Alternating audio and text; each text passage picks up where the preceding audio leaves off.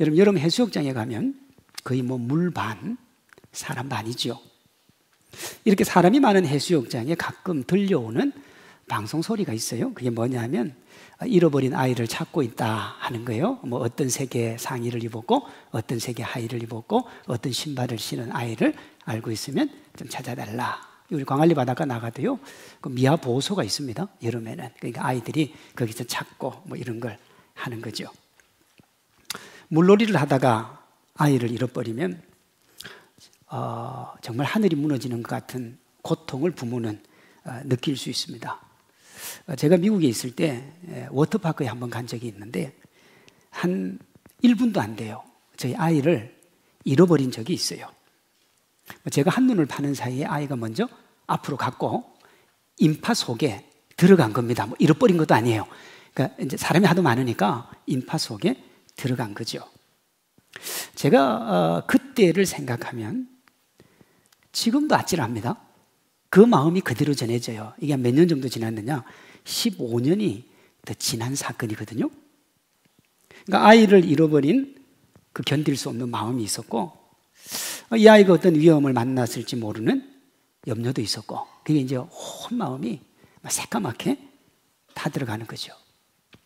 이 염려와 아픔이라고 하는 건 내가 상대방을 얼마나 더 사랑했느냐에 따라서, 그러니까 사랑의 깊이만큼 더 깊고 더 애잔한 거예요. 지난 시간에 주말에 눈이 엄청 나게 왔잖아요. 11월에 그렇게 많은 눈이 오긴 처음이다. 엄청나게 왔는데 뭐 오중추돌, 뭐 몇중추돌 이래가지고 사고도 많이 났고요. 그때 뭐 돌아가신 분도 있어요.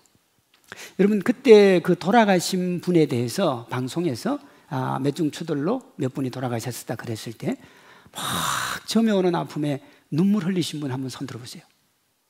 나는 그분이 돌아가셨다는 얘기에 눈물이 나더라. 없죠? 뭐 저하고 정서가 좀 비슷한 것 같은데, 그냥 사고 났나 보다, 몇 분 돌아가셨나 보다 넘기는 거예요. 연말이 되면요, 우리나라의 암으로 얼마나 돌아가시고 어느 암이 사망률이 제일 높고 막 그런 얘기가 나와요. 그러면 제가 어떤 생각이 드냐 그러면 암으로 몇 명 죽었구나, 그 정도 느낌이지 그분이 돌아가셔서 너무 마음이 아프고 고통스럽고 뭐 그렇다, 그런 생각은 별로 안 들어요. 그런데요, 우리 교인 중에 어떤 사람이 병원에 갔는데 목사님 제가 암이래요. 그러면요, 그때 반응하고 달라요. 그저 가슴이 철렁 내려앉아요. 철렁 내려앉았습니다. 근데 그 대상이 제 부모나 제 가족이면 더 내려앉는 거예요. 제가 지금 드리는 말이 뭐냐 그러면, 염려와 아픔은 내가 상대방을 사랑하는 사랑의 깊이가 깊을수록 훨씬 진하게 다가오는 겁니다. 우리의 구원을 위해 예수님을 이 땅에 보내신 하나님의 마음이 이와 유사합니다. 우리는 예수님이 이 땅에 오셨다, 우리를 위해 돌아가셨다, 우리는 기쁘지요. 우리는 행복해요. 그러나 주님 입장에서는 그것보다 아프고 그것보다 고통스러운 게 없는 거예요. 근데 그 고통을 뒤로 하고 우리 주님이 하시고자 하는 게 뭐냐 그러면 우리를 살리고 싶은 마음이 더 컸던 겁니다. 우리에게 생명 주고자 하는 마음이 훨씬 더 컸어요. 창세기 3장에 보면 하나님이 영원히 함께하며 행복과 기쁨을 누리기 원했던 사람을 잃어요. 하나님이 우주 만물을 만드시고 그들에게 생명을 주셨지만 사람은 특별했다고요. 그래서 사람에게는 코에 뭘 불어넣어요? 생기를 불어넣으셨다고요. 그래서 하나님의 형상이라 그렇게 얘기해요. 그렇게 사랑했던 사람, 그렇게 함께하고 싶었던 사람, 그 최초의 사람이었던 하와가 어느 날 사기꾼을 만납니다. 사탄이라고 불리는 사기꾼이 하와의 입장에서 하와를 위해서 하와를 위하는 것처럼 보이는 말을 해요. 다시요.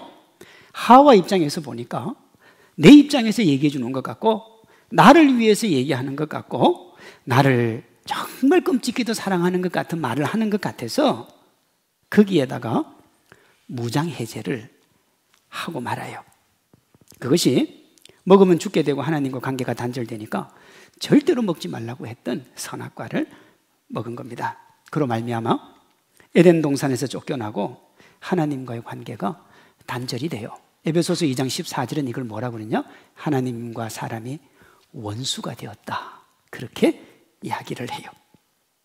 단절의 결과 중에 가장 치명적인 게 뭐냐 그러면 그게 죽음입니다. 원래 아담과 하와는 영원한 생명의 가능성을 가지고 있었습니다. 그런데 그 선악과를 먹으로 말미암아 아담과 하와에게 죽음이 내려앉은 거예요. 로마서 5장 12절입니다.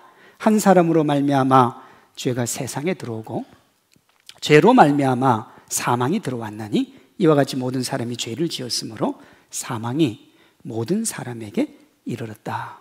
원래 인간은요 죽지 않을 존재입니다. 우리는 인생이 누가 태어나든지 태어나는 순간 사람은 원래 죽어. 우리 그렇게 알고 있잖아요. 그걸 숙명으로 봤지만 원래 사람은 그런 존재가 아닙니다. 또 우리가 이 땅에 태어나서 수고하고 노동하며 그 노동의 열매를 먹고 사는 것을 아주 자연스럽게 압니다만은 원래는 그렇지 않습니다. 창세기 3장 16절 19절에 보면 에덴 동산에서 쫓겨난 사람이 평생 수고하고 노동하는 죄의 벌을 받습니다. 그러니까요 수고와 노동은 원래 우리가 하는 게 아니었다는 거예요. 죄를 짓고 난 다음에 인간에게 수고와 노동이 왔는데 그 노동이라고 하는 것이 풍성한 대가를 주는 게 아니었더라는 거예요. 가시덤불과 은근키로 이루어진 것을 개간해서 땀을 흘려야 먹고 살 수 있게 했어요. 그래서 기독교가요 일하기 싫은 자는 먹지도 말라고 하는 성경이 나와 있는 이유가 일을 해야 먹고 사는 것이 인간의 숙명이기 때문에 그거 안 하면 안 되게 돼 있는 거예요. 그렇게 평생을 수고하고 노력해서 먹는데 그 결과가 뭐냐? 허망한 죽음이에요. 창세기 3장 19절이요. 네가 흙으로 돌아갈 때까지 얼굴에 땀을 흘려야 먹을 것을 먹으리니 내가 그것에서 취함을 입었으므로 너는 흙이니 어디로요? 흙으로 돌아갈 것이니라 그랬어요. 누군가의 말처럼 열심히 땀 흘리며 사는 이유가 뭐냐? 죽기 위해 그런 거예요. 죽기 위해 땀 흘리고 죽기 위해서 왜? 인간은 태어나면서부터 뭘 향해 달려가요? 죽음을 향해 달려가는 거기 때문에 그래요. 이것이 모든 사람이 걸어가는 인생의 끝입니다. 고단하게 살든 편하게 살든 부유하게 살든 가난하게 살든 많이 배웠든 적게 배웠든 모든 인생의 끝은 똑같아요. 죽음이에요. 그래서 베르나르 베르베르가 뭐라고 그랬어요? 더 비참하게 얘기를 했는데 기적이 가리는 것이 인생이다. 베르나르 베르베르는 그렇게 얘기해 버렸어요. 우리가 힘을 다해 살고 최선을 다해 살고 가치 있게 여기고 정말 그 가치를 위해서 목숨 걸고 살아가지만 인생의 전 과정을 베르나르 베르베르가 놓고 보니까 어릴 때 기저귀 갈다가 그냥 인생 살다가 기저귀 다 갈고 죽을 때쯤 돼서 기저귀 또 못 갈고 죽는 게 인생이더라. 그렇게 이야기했다고요. 여러분 이게 저주받은 인생이 살아가는 길이에요. 그런데요 아담과 하와는 이 고단한 삶을 몰랐어요. 왜냐? 그들이 첫 번째 인간이었고 그 첫 번째 인간으로 죽는 걸 본 적도 없고 지금까지 고단하고 힘들게 노동해 본 적도 없습니다. 왜요? 하나님이 다 줬으니까요. 그런 인생을 살아서 얼마나 자기들의 미래에 끔찍한 것이 기다리고 있는지 몰랐다고요. 그러니까 에덴 동산을 나올 수 있죠. 그거 알았으면 못 나옵니다. 제가 볼 때 하나님한테 어떻게 메어 달려서라도 살려달라고 했을 텐데 몰랐던 거예요. 이에 반해서 하나님은 그 고된 노동과 수고의 결과가 죽음으로 끝난다는 슬프고 아픈 우리 미래를 너무 잘 알고 있었던 거예요. 너무 잘 알고. 지금도 똑같습니다, 여러분. 밖에 나가면 좀 더 높은 자리, 좀 더 괜찮은 자리, 좀 더 많은 부를 위해서 목숨 걸고 달려갑니다만은 그 끝이 뭐냐? 여러분, 그 끝이 고단하고 아픈 죽음으로 끝나는 인생이에요. 어떤 삶도 죽음으로 끝나는, 그래서 어떻게 살아도 허망하고 헛된 인생을 우리 주님이 끊어주고 싶었던 거예요. 고단하고 힘든 인생을 살아갈 수밖에 없지만 그 끝만큼은 행복했으면 좋겠다는 것이 하나님의 마음이었던 거예요. 죄를 지어서 이 땅에 고단하고 아픈 인생 살아갈 수밖에 없지만 그 인생의 끝에서만큼은 너희가 행복했으면 좋겠다. 그 마음이 하나님의 구원 계획이고 예수님의 구원 사역인 겁니다. 요한복음 20장 31절은 이걸 이렇게 얘기해요. 오직 이것을 기록하면 너희로 예수께서 하나님의 아들 그리스도이심을 믿게 하려 하며 또 너희로 믿고 그 이름을 힘입어 뭘 얻게 한다고요? 생명을 얻게 하려 함이니라 그랬어요. 이 구원 사역의 시작이 하나님이 최초의 인간 아담과 하와를 에덴 동산에서 쫓아내시면서 뭘 입혀주신 건요? 가죽옷을 입혀주신 거예요. 지금 우리가 바이오 산업이 발전을 하면서 인간의 생명을 연장시키고 궁극적인 꿈이 뭐냐 그러면 인간이 이 땅에서 영원히 사는 겁니다. 그래서 냉동도 하고 뭐 그렇게 합니다만은 여러분 아무리 인간이 노력해도 인간의 힘으로 영생을 얻는 것은 불가능해요. 왜냐하면 하나님이 그 길을 막았어요. 창세기 3장 24절에요. 하나님이 그 사람을 쫓아내시고 에덴 동산 동쪽의 그룹들과 두루 도는 불칼을 두어 생명나무의 길을 지키게 하시니라. 여러분 생명나무 길을 막아놓고 하나님이 거기다가 두루 도는 불칼을 둬서 이걸 화염검이라 그럽니다. 그러니 거기 들어가려는 사람은 다 어디에 맞아 죽어요? 생명나무에 접근도 못하고 화염검에 죽임을 당하는 거예요. 그러면 생명은 이제 어떻게 오느냐? 주님이 이렇게 해주신 거예요. 창세기 3장 21절 여호와 하나님이 아담과 그의 아내를 위하여 가죽옷을 지어 입히니라. 가죽옷, 여기에 생명의 단서가 있는 거예요. 하나님이 아담과 하와에게 가죽옷을 입히려면 어떻게 해야 됩니까? 그 가죽옷을 내어놓는 짐승이 있어야 되는 거예요. 그럼 그 짐승은 뭘 내놔야 돼요? 목숨을 내놔야 돼요. 그 짐승의 목숨을 내어놓고 아담과 하와가 그 가죽옷으로 보호를 받는 거란 말이에요. 주님이 이것을 소제, 번제, 화목제, 속죄제, 속건제로 레위기에다가 심어두시고 예수님의 십자가로 그 정점을 찍으셨단 말이에요. 그러니요, 이 가죽옷이 죽음의 노예로 끝나지 않게 하겠다고 하는 하나님의 사랑의 표시였던 겁니다. 이렇게 잃어버림을 당한 우리가 잃어버림을 당했다는 사실조차 잊고 살아가는데 잃어버린 하나님의 마음은 항상 우리한테 있어요. 야, 어차피 저들의 인생은 끝났으니까 잊고 새롭게 시작하자. 그게 아니고 하나님은 잃어버린 우리를 다시 찾고 싶어 하세요. 그 방법이 짐승의 피를 흘려 만든 가죽옷, 피로 생명 사는 것을 상징적으로 보여주는 거예요. 피로 생명을 속하겠다는 것이 예수님의 십자가 구원 사역이고, 가죽옷은 우리를 위한 거대하고 놀라운 구원의 서막이 되는 겁니다. 잃어버린 인생, 버림받아 마땅한 인생, 죽을 인생에 대해서 하나님께서 우리를 살려주겠다고. 언제부터요? 버림받을 때부터 하나님이 계획을 하신 거예요. 이것의 구체적인 실제가 지금으로부터 2000년 전 예수님이 이 땅에 오신 거예요. 왜 오셨느냐? 로마서 5장 17절은 하와가 연 죽음의 길을 생명의 길로 돌리기 위해서 오셨다, 그렇게 얘기해요. 한 사람의 범죄로 말미암아 사망이 그 한 사람을 통하여 왕노릇하였은즉 더욱 은혜와 의의 선물을 넘치게 받는 자들은 한 분 예수 그리스도를 통하여 생명 안에서 왕노릇하느니라. 자, 범죄한 이후에 죽음이 왕노릇했으니까 우리에게 죽음이 온 거예요. 그러니 우리가 죽는다는 것은 우리가 죽음의 죄의 결과 아래에 있다는 걸 보여주는 거예요. 그러면 우리가 생명 안에 있다는 것은 뭐냐 그러면 예수 그리스도의 구속의 기쁨 안에 있다는 겁니다. 예수님이 이 땅에 오신 이유는 우리를 구원하시기 위해 오신 거예요. 구원으로 우리에게 이 땅의 삶의 평안을 주시고 영원한 생명으로 인도하시기 위해서 오신 거라고요. 그게 어디에 있느냐? 예수님의 이름에 다 담아놨어요, 하나님이요. 오늘 우리가 살펴볼 것이 임마누엘, 예수 그리스도입니다. 임마누엘, 예수 그리스도. 임마누엘의 뜻이 뭐냐면 하나님이 우리와 함께 계시다예요. 왜 함께 계시느냐가 예수에 담겨 있어요. 예수는 자기 백성을 저희 죄에서 구원할 자. 왜 오시냐면 자기 백성 구원하러 오신 거예요. 뭐 어떻게 구원하느냐? 그리스도요, 기름 부음을 받은 자로 구원하는 거예요. 왕이 되시고 제사장이 되시고 선지자가 되어주셔서 우리를 구원하신다고요. 좀 더 구체적으로 살펴봅니다. 먼저 임마누엘이에요.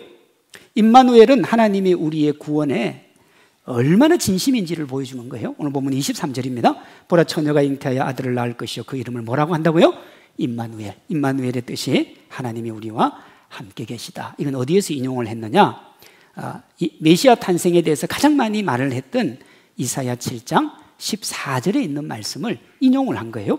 주께서 친히 징조를 너희에게 주실 것이라. 보라, 처녀가 잉태하여 아들을 낳을 것이요 그 이름을 임마누엘이라 하리라. 하나님이 우리와 함께 계시다는 거예요. 여러분, 유대인들은요, 유일하신 하나님을 초월자로 인식을 했습니다. 하나님이 우리를 사랑하시긴 사랑하시는데 멀리 계시는 거예요. 그래서 하나님을 보면 어떻게 되느냐?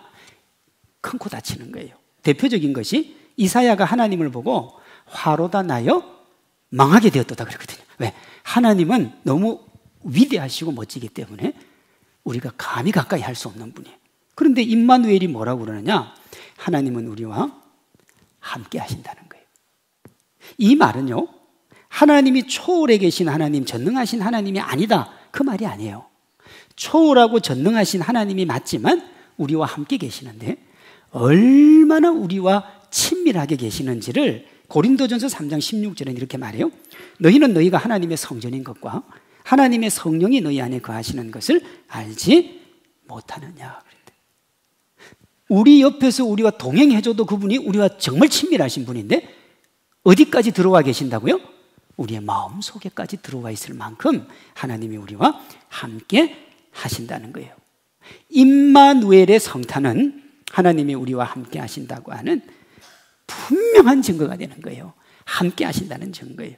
하나님이 우리를 고아와 과부처럼 버려두지 않으시고 위로하고 안아주고 보듬어 주시는 거예요. 언제 어디서라도 하나님이 우리와 함께 하심을 기억하고 우리 주님과 동행하는 행복한 성도님들 되시기를 바랍니다. 다음으로 예수예요. 예수. 예수는 우리와 임마누엘의 하나님과의 관계가 어떻게 맺어지는지를 보여주는 거예요. 예수라는 이름은 한글 번역인 개정에 1421번이 나옵니다. 엄청나게 나오는 거죠. 가장 많이 언급된 호칭이에요. 오늘 보면 21절에 천사가 이름으로 뭘 하라 그럽니까? 예수라 하라 그러잖아요. 예수님이 어떤 일을 하실 분인지를 그 이름에 담아둔 거예요. 자기 백성을 저희 죄에서 구원할 자. 그러니 예수님이 이 땅에 왜 오셨어요? 자기 백성을 구원하러 오신 거예요. 죄의 동굴에 갇혀 살며 사망의 덫에서 헤어나지 못하는 우리를 구원하기 위해서 이 땅에 오셨다. 그러나 그 구원은 죽고 나서 이루어지는 것만 이루어진 거 아니에요. 예수님이 세상 계실 때 이렇게도 얘기하셨거든요. 너희 안에 있다 그래서 천국이. 그러니 이 땅에서도 우리가 천국의 기쁨을 누리고 영원한 하나님의 나라에 가서도 천국의 기쁨을 누립니다. 어떻게 하면요? 예수 그리스도를 구주로 받아들이면. 왜? 자기 백성을 구원하기 위해 이 땅에 오신 우리의 하나님이니까요. 그래서 그 하나님이 우리가 예수님의 이름으로 부르면 예수님이 우리를 행복과 기쁨으로 인도하시는 거예요. 여기 계신 성도님들이 예수님의 이름을 부름으로 예수님을 구원자로 인정하는 그 믿음 보이시고 예수님께 영혼의 삶과 그 이 땅의 삶까지도 해결받으시기를 바랍니다.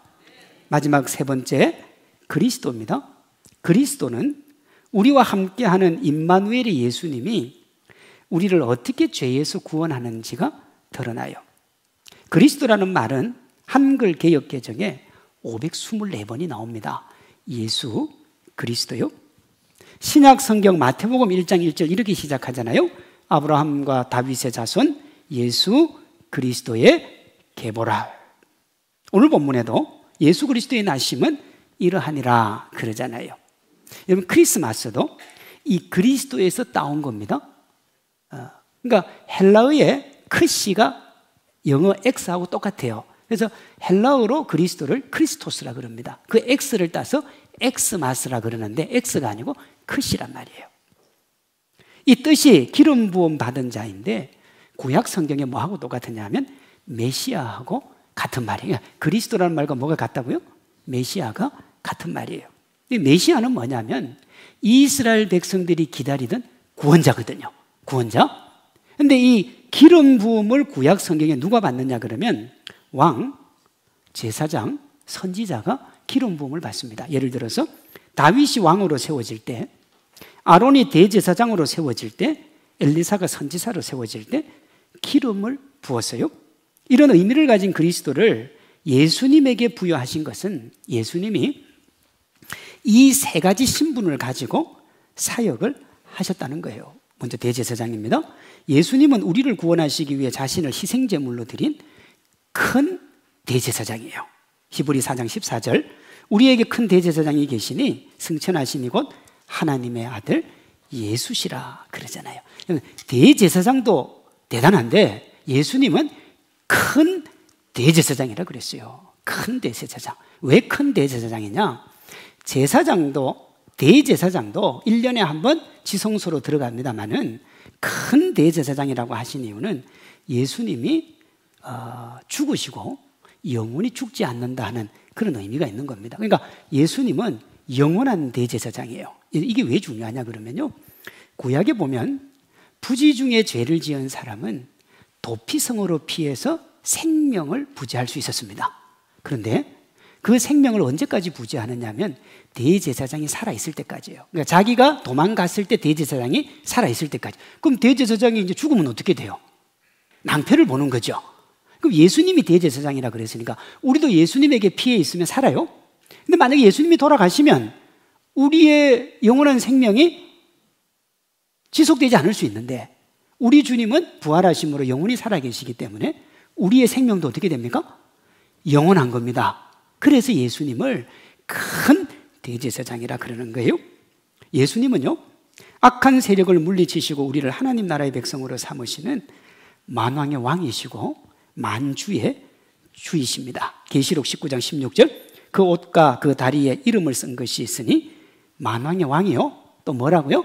만주의 주라 그러잖아요. 이게 예수님이 최후의 심판으로 이 땅에 오실 때 모습인데 그분은 어떻게 오신다고요?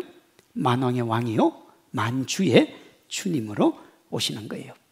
그리고 세 번째, 예수님은 천국 복음을 전파하시면서 우리에게 생명길 인도하신 선지자 중에 선지자예요. 사도행전 3장 24절이요, 사무엘 때부터 말한 모든 선지자도 이때를 가리켜 말하였느니라. 사무엘 때부터 수많은 선지자들, 말라기까지 엄청난 선지자들이 있었는데 이 선지자들이 말한 가장 위대하고 가장 멋지고 가장 대단한 선지자가 누구라는 거예요? 예수님이라는 거예요. 이렇게 예수님은 온 인류가 그토록 기다리던 그리스도 곧 메시아로 오셔서 진정한 자유와 해방을 선물로 우리에게 주신 거예요. 그리스도라는 이름에 담긴 이 의미들을 우리가 기억할 필요가 있는 겁니다. 예수님을 여러분을 대신해서 희생하신 제사장으로, 나를 백성 삼으시고 다스리는 왕으로, 바른 길 가도록 지도하는 선지자로 모시고 살아서 우리가 영원한 생명의 기쁨 얻는 축복의 주인공 되기를 소망합니다. 예수님이 이 땅에 오신 걸 성육신이라 그럽니다. 그런데 여러분, 예수님이 이 땅에 오셔서 예수님이 득본 건 하나도 없어요. 우리가 뭔 일을 할 때 조금이라도 나에게 덕이 돼야 하잖아요. 요즘 세상은 더 합니다. 그런데 주님은 덕이 아니라 손해만 보셨어요. 보세요. 동정녀의 몸에서 태어나심으로 이 결혼도 하기 전에 이혼할 뻔했습니다.